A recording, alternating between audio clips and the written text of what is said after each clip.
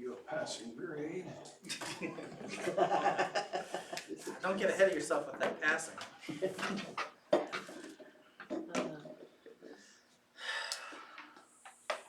You guys pray with me before we begin. Lord,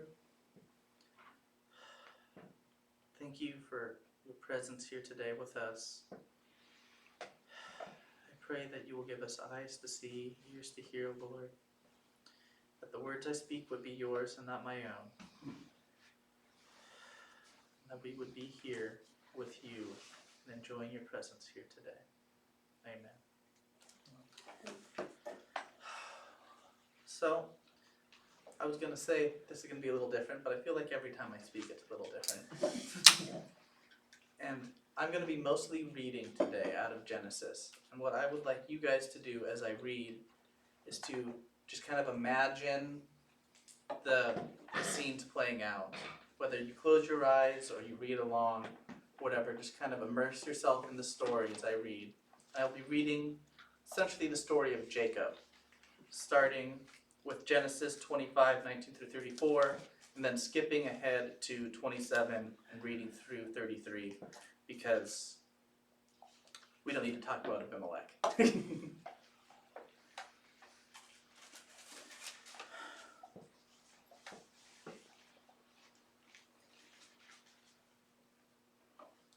This is the account of Abraham's son Isaac.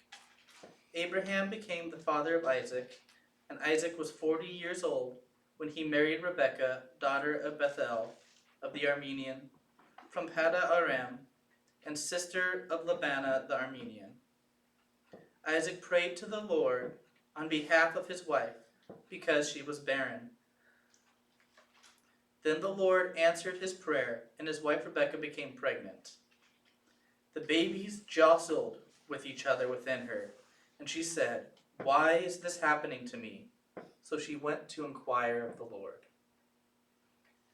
The Lord said to her, "Two nations are in your womb, and two peoples from within you will be separated. One people will be stronger than the other. The other will serve the young. The older will serve the younger." When the time came for her to give birth, there were twin boys in her womb. The first to come out was red, and his whole body was like a hairy garment. So they named him Esau. After this, his brother came out, with his hand grasping Esau's heel. So he was named Jacob. Isaac was 60 years old when Rebekah gave birth to them. Think about that for a second. Maybe, but we've got some people in their 60s or older around here. Could you imagine having your kids in your 60s? The boys grew up, and Esau became a skillful hunter, a man of the open country, while Jacob was a quiet man, staying among the tents. Isaac, who had a taste for wild game, loved Esau, but Rebekah loved Jacob. Once, when Jacob was cooking some stew, Esau came in from the open country, famished. He said to Jacob, "Quick, let me have some of that red stew. I'm famished." Jacob replied, "First, sell me your birthright." "Look, I am about to die," Esau said. "What good is a birthright to me?" But Jacob said, "Swear to me first." So he swore an oath to him, selling his birthright to Jacob. Then Jacob gave Esau some bread and some lentil stew. He ate and drank, and then got up and left. So Esau despised his birthright.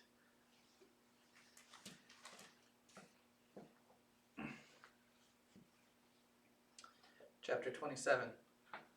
When Isaac was old, and his eyes were so weak that he could no longer see, he called for Esau, his older son, and said to him, "My son." "Here I am," he answered. Isaac said, I am now an old man and don't know the day of my death. Now then, get your weapons, your quiver and bow, and go out into the open country to hunt some wild game for me.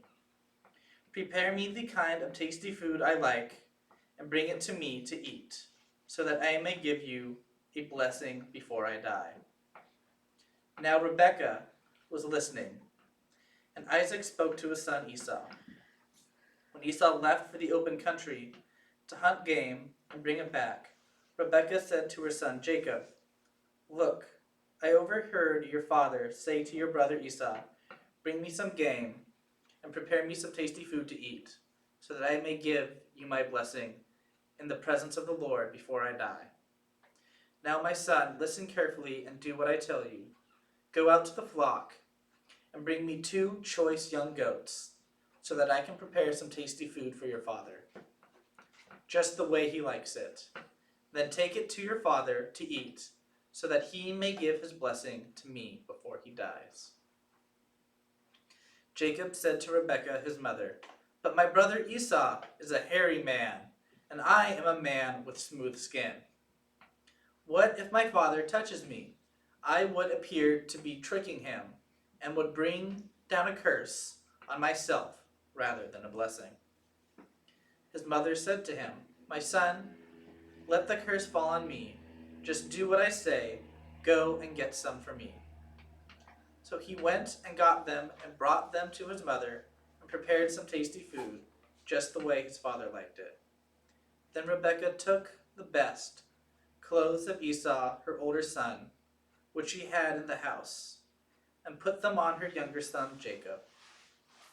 She also covered his hands and the smooth parts of his neck with goatskin. Then she handed her son Jacob the tasty food and bread she had made. He went to his father and said, "My father." "Yes, my son," he answered. "Who is it?"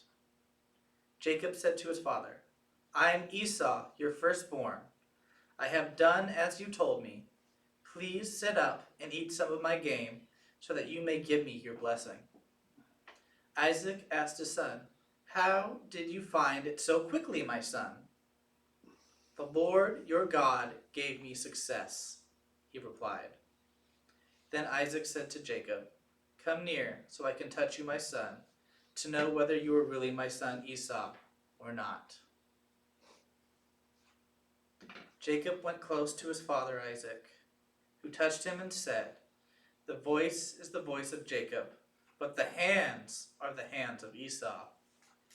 He did not recognize him, for his hands were hairy like those of his brother Esau.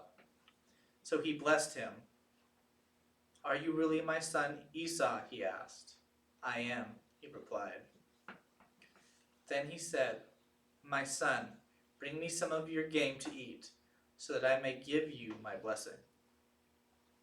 Jacob brought it to him, and he ate, and he brought some wine, and he drank. Then his father Isaac said to him, "Come here, my son, and kiss me." So he went and kissed him. When Isaac caught the smell of his clothes, he blessed him and said, "Ah, the smell of my son is like the smell of a field that the Lord has blessed. May God give you a heaven's dew and of the earth's riches, an abundance of grain and new wine. My nations serve you, and people bow down to you. Be Lord over your brothers, and may the sons of your mother bow down to you. May those who curse you be cursed, and those who bless you be blessed." After Isaac finished blessing him, and Jacob had scarcely left his father's presence, his brother Esau came in from hunting. He too prepared some tasty food and brought it to his father. Then he said to him, "My father, sit up and eat some of my game, so that you may give me your blessing." His father Isaac asked, "Who are you?" "I am your son," he answered, "your firstborn, Esau." Isaac trembled violently and said, "Who was it, then, that hunted game and brought it to me? I ate it just before you came, and and I blessed him, and indeed he will be blessed." When Esau heard his father's word, he burst out with a loud, bitter cry, and said to his father, "Bless me, me too, my father." But he said, "Your brother came deceitfully and took your blessing." Esau said, "Isn't he rightly named Jacob? He has deceived me these 2 times. He took my birthright, and now he's taken my blessing." Then he asked, "Haven't you reserved any blessings for me?"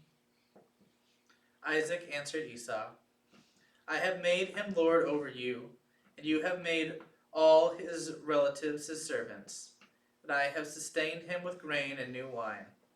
So what can I possibly do for you, my son?" Esau said to his father, "Do you have only one blessing, my father? Bless me too, my father."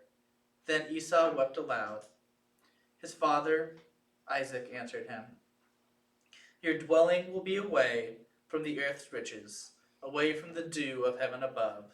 You will live by the sword, and you will serve your brother. But when you grow restless, you will throw his yoke from off your neck." Esau held a grudge against Jacob because of the blessing his father had given him. He said to himself, "The days of mourning for my father are near. Then I will kill my brother Jacob." When Rebekah was told that her older son Esau had said, she sent for her younger son Jacob and said to him, "Your brother Esau is consoling himself with the thought of killing you. Now then, my son, do what I say. Flee at once to my brother Laban in Haran. Stay with him for a while until your brother's fury subsides. Then your brother is no longer angry with you and forgets what you did to him. I'll send word for you to come back from there. Why should I lose both of you in one day?" Then Rebekah said to Isaac, "I'm disgusted with living because of these Hittite women. If Jacob takes a wife from among the women of this land, from Hittite women like these, my life will not be worth living." So Isaac called for Jacob and blessed him and commanded him, "Do not marry a Canaanite woman. Go at once to Padan Aram, to the house of your mother's father Bethuel. Take a wife for yourself there from among the daughters of Laban, your mother's brother. May God Almighty bless you and make you fruitful and increase your numbers until you become a community of peoples. May he give you your descendants the blessings to Abraham, so that you may take possession of the land where you now live as an alien. God Abraham." Then Isaac sent Jacob on his way, and he went to Padan Aram, to Laban, son of Bethuel Aram, the brother of Rebekah, who was mother of Jacob and Esau. Now Esau learned that Isaac had blessed Jacob, and had sent him to Padan Aram to take a wife from there, and that when he blessed him, he commanded him, "Do not marry a Canaanite woman," and that Jacob had obeyed his father and mother and gone to Padan Aram. Esau then realized how displeasing the Canaanite women were to his father Isaac, so he went to Ishmael and married Mathah, the sister of Nebaioth and daughter of Ishmael, son of Abraham, in addition to the wives he already had. Skipping ahead to chapter 29.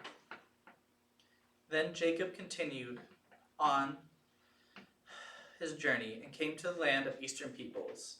There he saw a well in the field and 3 flocks of sheep lying near it, because the flocks were watered from that well. The stone over the mouth of the well was large. When all flocks were gathered there, the shepherds would roll the stone away from the well's mouth and water the sheep. Then they would return the stone to its place over the mouth of the well. Jacob asked the shepherds, "My brothers, where are you from?" "We're from Haran," they replied. He said to them, "Do you know Laban, Nabor's grandson?" "Yes, we know him," they answered. Then Jacob asked them, "Is he well?" "Yes, he is," they said, "and here he comes, his daughters, Rachel, with the sheep." "Look," he said, "the sun is still high. It is not time for the flocks to be gathered. Water the sheep and take them back to pasture." "We can't," they replied, "until all the flocks are gathered. The stone has been rolled away from the mouth of the well. Then we will water the sheep." While he was still talking with them, Rachel came with her father's sheep, for she was a shepherdess. When Jacob saw Rachel, daughter of Laban, his mother's brother, and Laban's sheep, he went over and rolled the stone away from the mouth of the well and watered his uncle's sheep. Then Jacob kissed Rachel and began to weep aloud. He had told Rachel that he was a relative of her father and a son of Rebekah. So she ran and told her father. As soon as Laban heard the news about Jacob, his sister's son, he hurried to meet him. He embraced him, kissed him, and brought him to his home. And there Jacob told him all these things. Then Laban said to him, "You are my own flesh and blood." Jacob had stayed with him for a whole month. Laban said to him, "Just because you are a relative of mine, should you work for me for nothing? Tell me what your wages should be." Now Laban had 2 daughters. The name of the older was Leah, and the name of the younger was Rachel. Leah had weak eyes, but Rachel was lovely in form and beautiful. Jacob was in love with Rachel and said, "I'll work for you 7 years in return for your daughter Rachel." Laban said, "It's better that I give her to you than some other man. Stay here with me." So Jacob served 7 years to get Rachel, but they seemed like only a few days to him because of his love for her. Then Jacob said to Laban, "Give me my wife, my time is complete, and I want to lie with her." So Laban brought together all the people of the place and gave a great feast. But when evening came, he took his daughter Leah and gave her to Jacob, and Jacob lay with her. And Laban gave his servant girl Zilpah to his daughter as her maidservant. When morning came, there was Leah. So Jacob said to Laban, "What is this you have done to me? I served you for Rachel, didn't I? Why have you deceived me?" Laban replied, "It is not our custom here to give a younger daughter in marriage before the older one. Finish this daughter's bridal week. Then we will give you the younger one also in return for another 7 years of work." And Jacob did so. He finished the week with Leah, and then Laban gave him as a daughter Rachel to be his wife. Laban gave him his servant girl Bilhah to his daughter Rachel as her maidservant. Jacob lay with Rachel also. He loved Rachel more than Leah, and he worked for Laban another 7 years. Then the Lord saw that Leah was not loved. He opened her womb, but Rachel was barren. Leah became pregnant and gave birth to a son. She named him Reuben, for she said, "It's because the Lord has seen my misery. Surely my husband will love me now." She conceived again, and when she gave birth to a son, she said, "Because the Lord heard that I am not loved, he gave me this too." So she named him Simon. Again she conceived, and when she gave birth to a son, she said, "Now at last my husband will be attached to me, because I have borne him 3 sons." So he was named Levi. She conceived again, and when she gave birth to a son, she said, "This time I will praise the Lord." So she named him Judah, then stopped having children. When Rachel saw that she was not bearing Jacob any children, she became jealous of her sister. So she said to Jacob, "Give me children, or I'll die." Jacob became angry with her and said, "Am I in the place of God, who has kept you from having children?" Then she said, Here is Bilhah, my maidservant. Sleep with her so that she can bear children for me, that through her I too can build a family.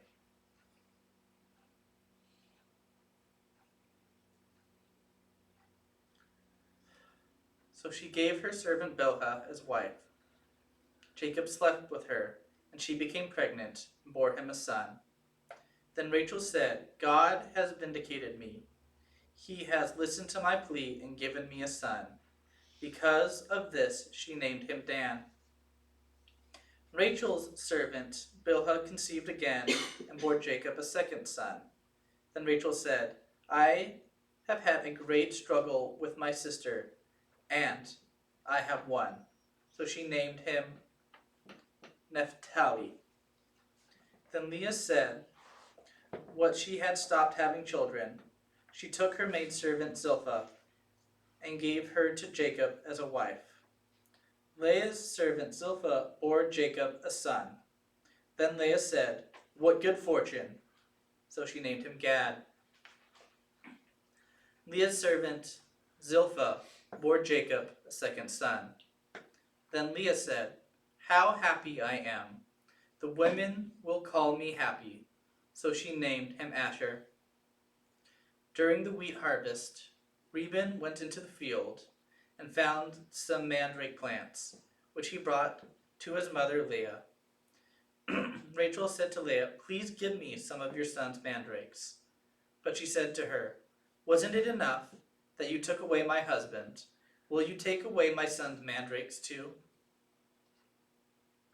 Very well, Rachel said. He can sleep with you tonight in return for your son's mandrakes. So when Jacob came in from the fields that evening, Leah went out to meet him. You must sleep with me, she said. I have hired you with my son's mandrakes. So he slept with her that night. God listened to Leah. She became pregnant and bore Jacob a fifth son. Then Leah said, God has rewarded me for giving my maidservant to my husband. So she named him Ishchar. Leah conceived again and bore Jacob a sixth son. Then Leah said, God has presented me with a precious gift.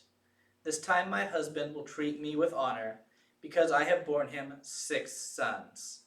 So she named him Zebulun.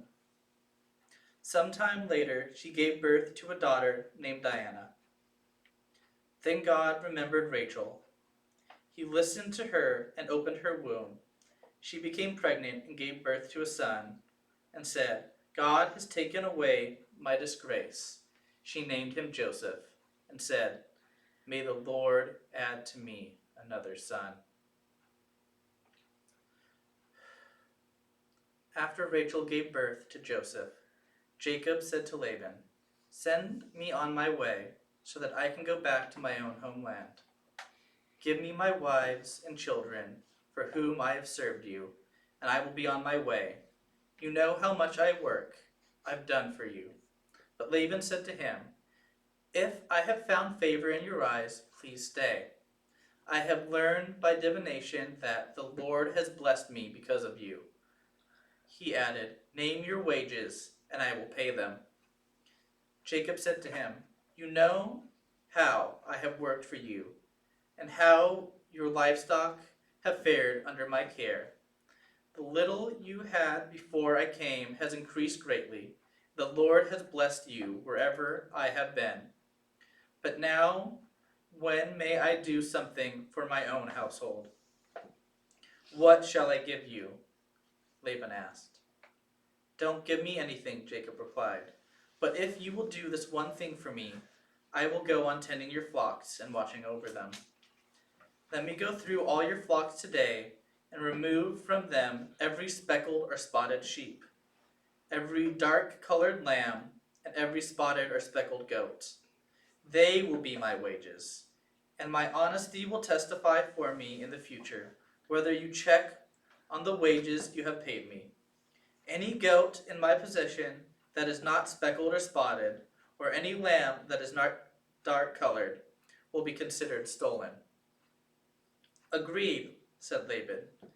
"Let it be as you have said." That same day he removed all the male goats that were streaked or spotted, and all the speckled or spotted female goats, all that had white on them, and all the dark-colored lambs, and he placed them in the care of his sons. Then he put a 3-day journey between himself and Jacob, while Jacob continued to tend the rest of Laban's flocks. Jacob, however, took a fresh cut branches from Polar among the plane trees and made white stripes on them by peeling the bark and exposing the white inner wood of the branches. Then he placed the peeling branches in all the water troughs so that they would be directly in front of the flocks when they came to drink. Then the flocks were in heat and came to drink. They mated in front of the branches, and they bore young that were streaked or speckled or spotted. Jacob set apart the young of the flocks by themselves, but made the rest face streaked and dark-colored animals, and belonged to Laban. Thus he made separate flocks for himself, and did not put them with Laban's animals. Whenever the stronger females were in heat, Jacob would place the branches in the troughs in front of the animals, so they would mate near the branches. But if the animals were weak, he would not place them there. So the weak animals went to Laban, and the strong ones to Jacob. In this way, the man grew exceedingly prosperous, and came to own large flocks, and maidservants, and manservants, and camels, and donkeys. Jacob heard that Laban's sons were saying, "Jacob has taken everything our father owned, and has gained all this wealth from what belonged to our father." And Jacob noticed that Laban's attitude toward him was not what it had been. Then the Lord said to Jacob, "Go back to the land of your fathers and to your relatives, and I will be with you." So Jacob sent word to Rachel and Leah to come out to the fields where the flocks were. He said to them, "I see that your father's attitude toward me is not what it was before, but the God of my father has been with me. You know that I worked for your father with all my strength, yet your father has cheated me by changing my wages 10 times. However, God has not allowed him to harm me. If he said, 'The speckled ones will be your wages,' then all the flocks gave birth to speckled young. And if he said, 'The streaked ones will be your wages,' then all the flocks bore streaked young. So God has taken away your father's livestock and has given them to me.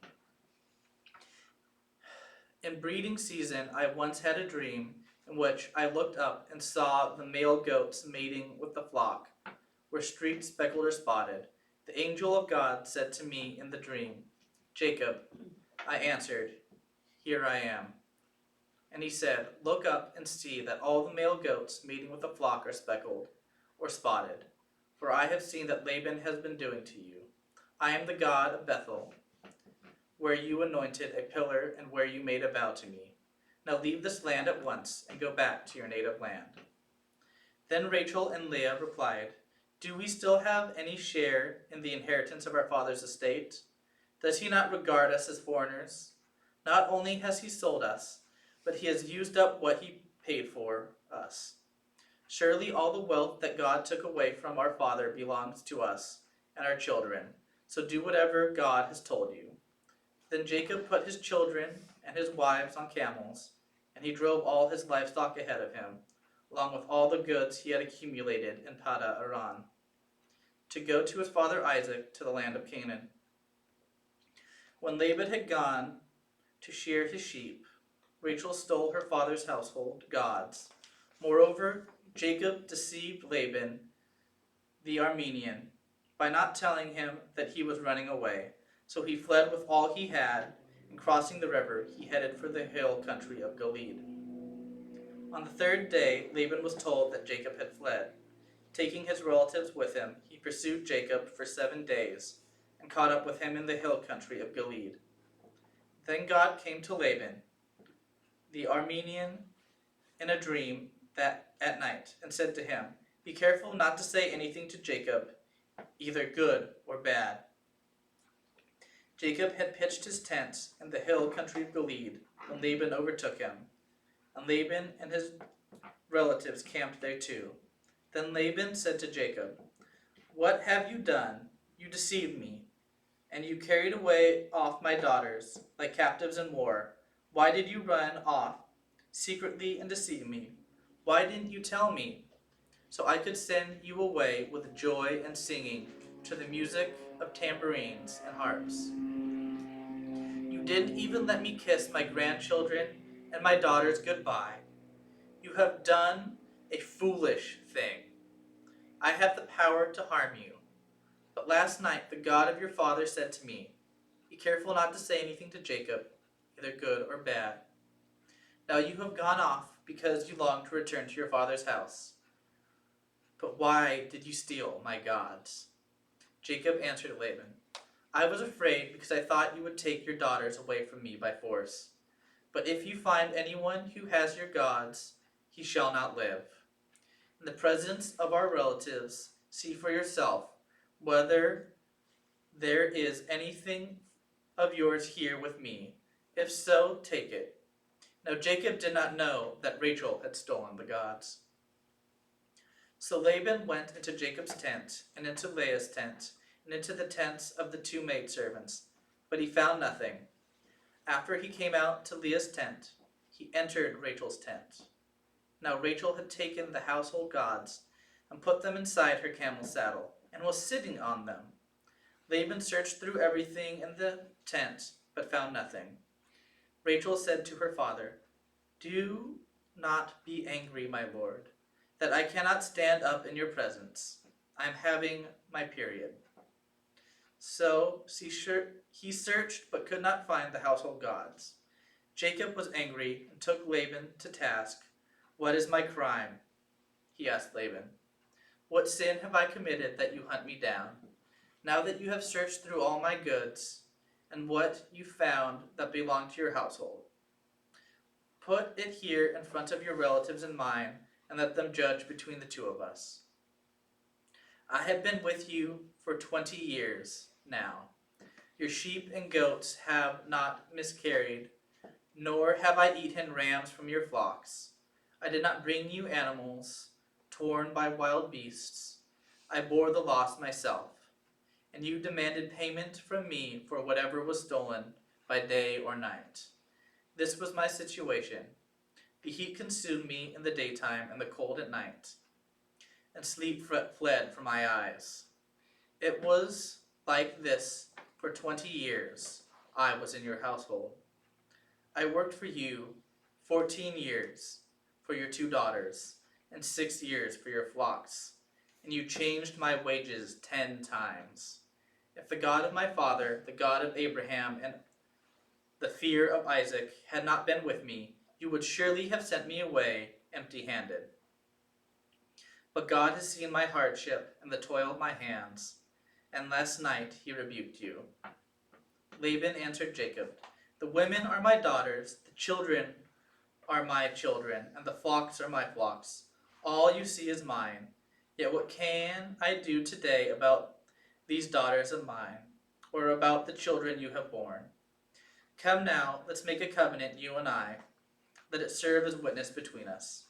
So Jacob took a stone and set it up as a pillar. He said to his relatives, "Gather some stones." They took stones and piled them in a heap. And by the heap, Laban called it Jegar-sahadutha, and Jacob called it Gilead. Laban said, "This heap will witness between you and me today." That is why it was called Gilead. It was also called Mizpath, because he said, "May the Lord keep watch between you and me when we are away from each other. If you mistreat my daughters, or if you take any wives beside my daughters, even though no one is with us, remember that God is a witness between you and me."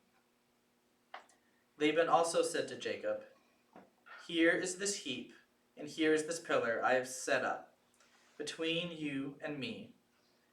This heap is witness, and the pillar is a witness, that I will not go past this heap to your side to harm you, and you will not go past this heap and pillar to my side to harm me. May the God of Abraham and the God of Nahor, the God of their father, judge between us. So Jacob took an oath in the name of the fear of his father Isaac. He offered sacrifice there in the hill country, invited his relatives to a meal. After they had eaten, they spent the night there. Early the next morning, Laban kissed his grandchildren and his daughters and blessed them, and they left and returned home. Jacob also went on his way, and the angel of God met him. When Jacob saw them, he said, "This is the camp of God." He named the place Mahanaim.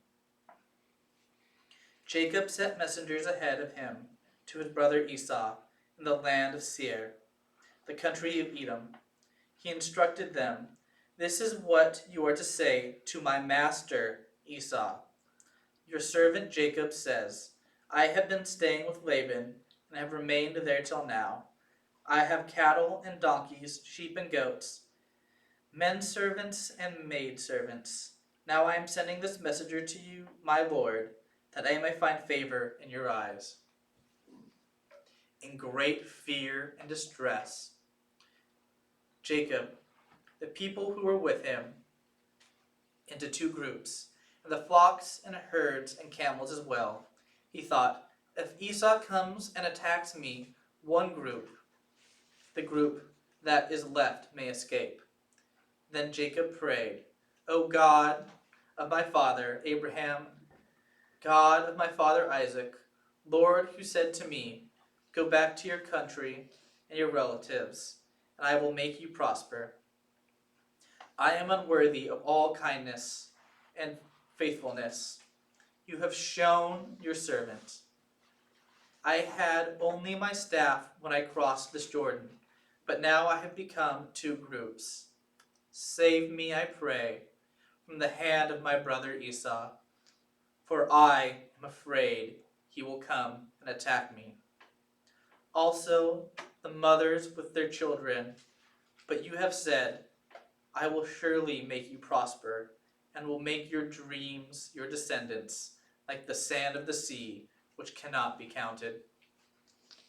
He spent the night there, and from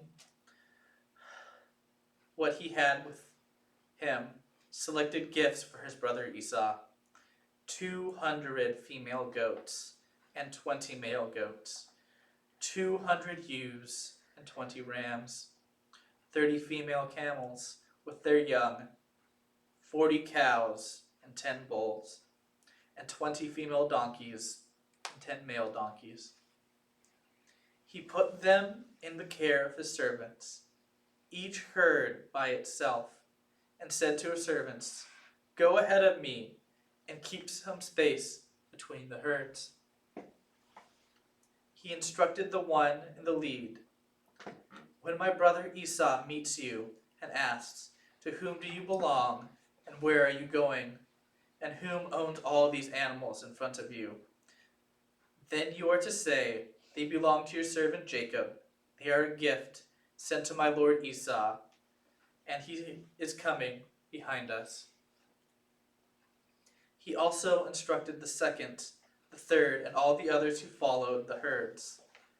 "You are to say the same thing to Esau when you meet him, and be sure to say, 'Your servant Jacob is coming behind us.' For he thought, 'I will pacify him with these gifts I am sending on ahead. Later, when I see him, perhaps he will receive me.' So Jacob's gifts went on ahead of him, but he himself spent the night in the camp."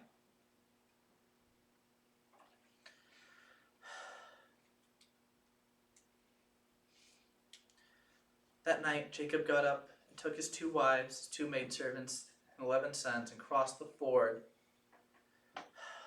of the Jabbok. After he had sent the stream, he sent all his possessions. So Jacob was alone.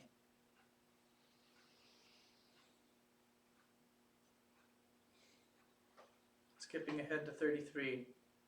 Jacob looked up, and there was Esau coming with his 400 men. So he divided the children among Leah, Rachel, and the 2 maidservants. He put the maidservants and their children in front of Leah, and her children next, and Rachel and Joseph in the rear. He himself went on ahead and bowed down to the ground 7 times as he approached his brother. But Esau ran to meet Jacob and embraced him and threw his arms around his neck and kissed him, and they wept. All of that to say, we really need to be more like Esau and not Jacob. Jacob, throughout this whole story, lies and cheats and manipulates. God gives him a blessing, but instead of trusting God, he does everything he can to make that blessing himself, hurting everyone he comes across in the process. And that's something we all do constantly. When Jesus told the parable of the son who ran away, spent his wealth on good living, I'm pretty sure that most of the people listening would have thought of Jacob. But just like the father running to his wayward son, Esau ran and hugged his brother and cried and wept. He wasn't angry anymore. He had loved his brother, he forgave his brother, he missed his brother. And that is the hardest thing any of us can do, especially because we all hurt each other. Like Jacob, we all commit very real wrongs to one another. We leave a trail of pain and misery everywhere we go because we have a hard time trusting God. Because we see something so good and we want it so badly. Maybe God even promised us that, but we need to make sure.